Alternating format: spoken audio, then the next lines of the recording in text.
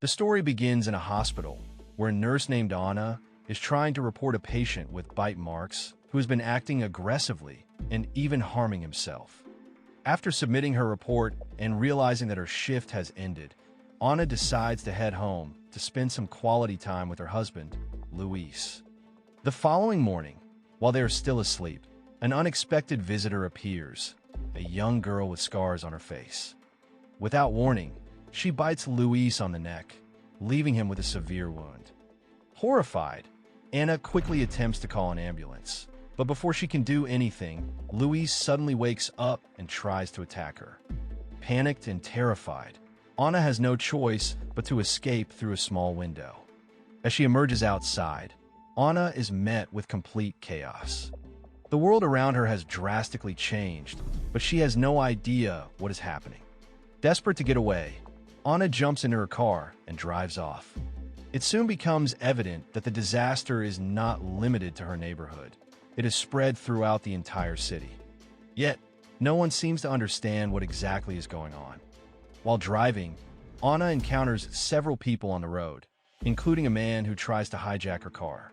In the ensuing struggle, she accidentally loses control and crashes into a ravine. When she regains consciousness, Anna finds herself face-to-face with a police officer named Kenneth. With nowhere else to go, Anna decides to follow Kenneth, who is searching for help. As they travel further, they come across a group of survivors: Michael, Andre, and Andre's wife, Luda.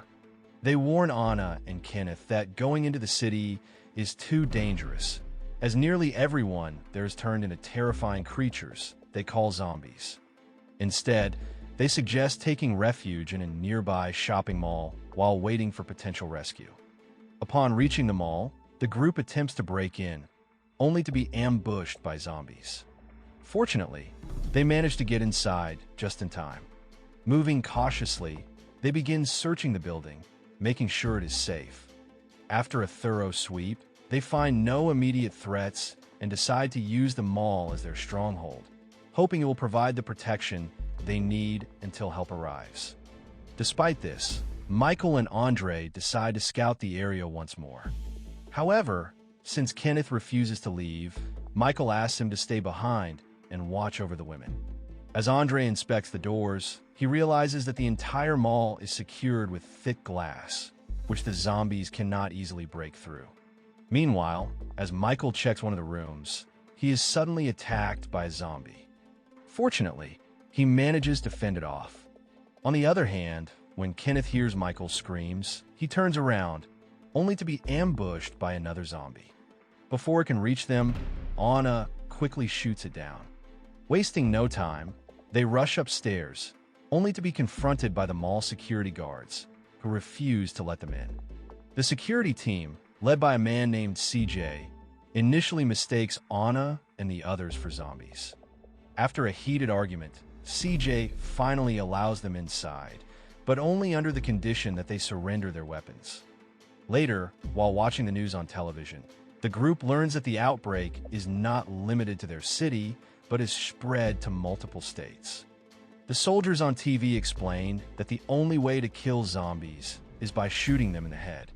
They also advise any remaining survivors to make their way to a place called Fort Pastor, where a military base has been established as a safe haven against the undead. Upon hearing this, Michael urges CJ to take action. At the very least, they should create an SOS signal on the mall's rooftop in case a military aircraft passes by and spots them. As CJ and his men go downstairs to inspect the mall's entrances, CJ makes a grim discovery. One of the zombies that previously attacked Kenneth was actually one of his own men. Left with no other choice, he puts the infected guard down. Meanwhile, as Michael and the others work on the SOS signal, they notice a horde of zombies gathering around a nearby gun shop. Inside, a man named Andy is surviving on his own by taking down zombies with his rifle. Shortly after, they spot a helicopter flying in their direction. Hope fills the air, but it quickly fades as the aircraft shows no intention of rescuing them, and instead slowly flies away, leaving them stranded once more. That night, CJ, who disliked the presence of Michael and his group, decided to lock them up in a confined space. This forced Michael to realize that they needed to take action. They couldn't simply sit and wait for help to arrive. However, Andre was unwilling to put his wife in danger, while Kenneth remained indifferent to their plans, as his only concern was reaching Ford Pastor to reunite with his family. The next morning, when they woke up, they were met with an eerie silence. The television broadcast had suddenly gone completely dark. The night before, CJ had still been able to watch news reports detailing how the zombie virus was spreading across the world. Meanwhile, Anna approached one of CJ's men, Terry, and told him that the toilet was broken.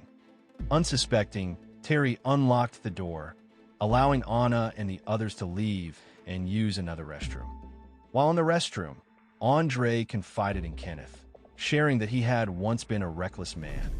However, despite his past, he was determined to ensure that his wife, Luda, could give birth safely, even if it meant fighting off the monstrous creatures they now called zombies.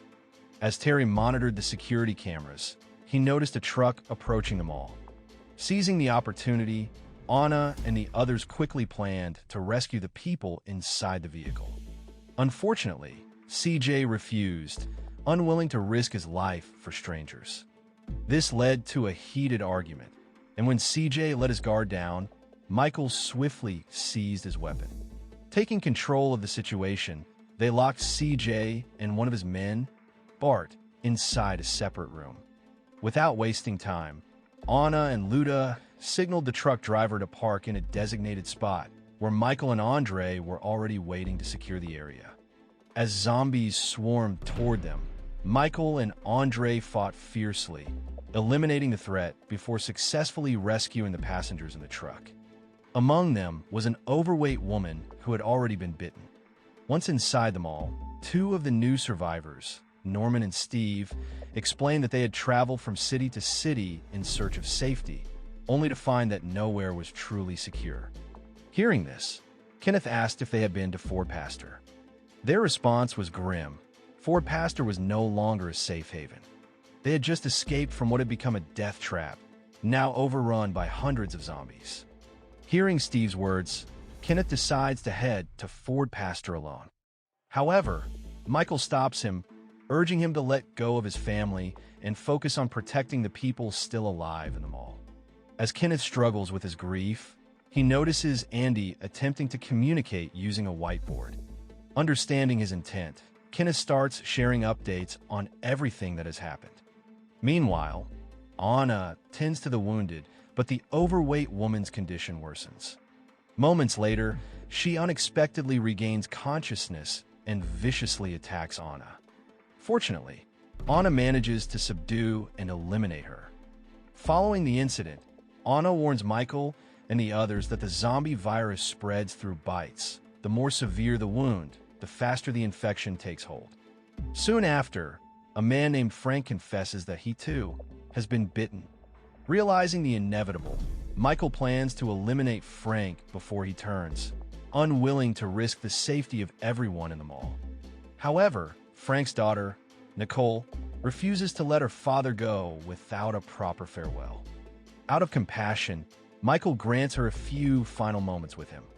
Once Nicole leaves, Kenneth quickly puts Frank down before he can transform into a zombie. In the days that follow, the survivors do their best to lift each other's spirits. They find ways to entertain themselves, laughing, enjoying moments of respite, and forming bonds. Kenneth and Andy frequently play chess together, using binoculars to communicate from their respective locations. Over time, they start seeing each other as family, even sharing group dinners. However, CJ and Bart remain locked up, as their stubborn refusal to cooperate continues to make them a liability. One day, the power in the mall unexpectedly goes out. In response, Michael gathers CJ, Bart, and Kenneth to investigate the generator. Along the way, they come across a stray dog that has somehow survived the outbreak. Before they can react, a group of zombies suddenly ambushes them from behind, attacking Bart. The group fights back fiercely, determined to keep the undead from breaching the mall. In the end, they managed to stop the attack by setting the zombies ablaze. Meanwhile, Luda, who had previously been bitten by a zombie security guard, had already been infected with the zombie virus. However, Andre tried to hide this from Michael and the others because he didn't want them to kill Luda before she could give birth. Despite his efforts, Luda could not hold on much longer, and eventually, she transformed into a zombie. Desperate, Andre restrained her to prevent her from causing chaos. However, when a survivor named Norman went to check on Andre and Luda, she discovered the horrifying truth that Luda had already turned into a zombie. Without hesitation, Norman shot Luda, which led Andre to retaliate by shooting Norman, resulting in both of their deaths. Tragically, the baby that Luda had given birth to had also turned into a zombie. Left with no other choice, Anna put an end to the undead infant. After this grim event, the group realized they could not afford to wait any longer, fearing that one by one, they too would succumb to the infection. At that moment, Michael proposed a plan. They needed to escape using a few vehicles he had seen while fighting zombies in the basement. Upon hearing this, Steve mentioned that he owned a sizable private boat docked at the marina, which they could use to flee to a nearby island. However, they knew they couldn't simply drive through the massive horde of zombies with regular vehicles. Instead, they decided to modify the cars into makeshift armored war machines, capable of plowing through the undead. Using supplies from the mall, they reinforced the vehicles with protective plating and mounted weapons for defense. Before leaving, Kenneth attempted to communicate with Andy, informing him that they planned to escape in 5 days. However, Andy revealed that he had completely run out of food. Determined to help, Kenneth came up with a plan to deliver supplies to Andy. This sparked a heated debate among the group, as they were reluctant to risk their lives just to send food. Then, Kenneth noticed that Nicole had a pet dog. Realizing that the zombies showed no interest in animals, he decided to use the dog to carry supplies over to Andy. Although Nicole was initially reluctant, she ultimately agreed, as she saw no other option. The plan seemed to be working perfectly. The dog successfully reached Andy without attracting the attention of the zombies. However, just as Andy was bringing the dog inside, several zombies managed to break into his shelter. The group frantically tried to contact him through the walkie-talkie that had been sent with the dog, desperate to know what was happening. Moments later, Andy revealed that he had been bitten by one of the zombies. However, he was still unaware that the zombie virus could spread through bites. While they were communicating with Andy, Nicole suddenly made a reckless decision. She drove a truck toward Andy's location, determined not to leave her dog behind. This action, however, attracted a horde of zombies to Andy's place. Seeing the danger, Michael and a few others quickly devised a plan to rescue Nicole. However, since Steve refused to go, Michael entrusted him with guarding the door until they returned from Andy's shop. Moving through the underground tunnels, they finally reached the store's entrance and immediately opened fire on the zombies attacking them, managing to fight their way inside. Once inside, they searched for Andy and, to their dismay, found that he had already turned into a zombie. Kenneth had no choice but to put him down. Afterward, they successfully located Nicole and her dog.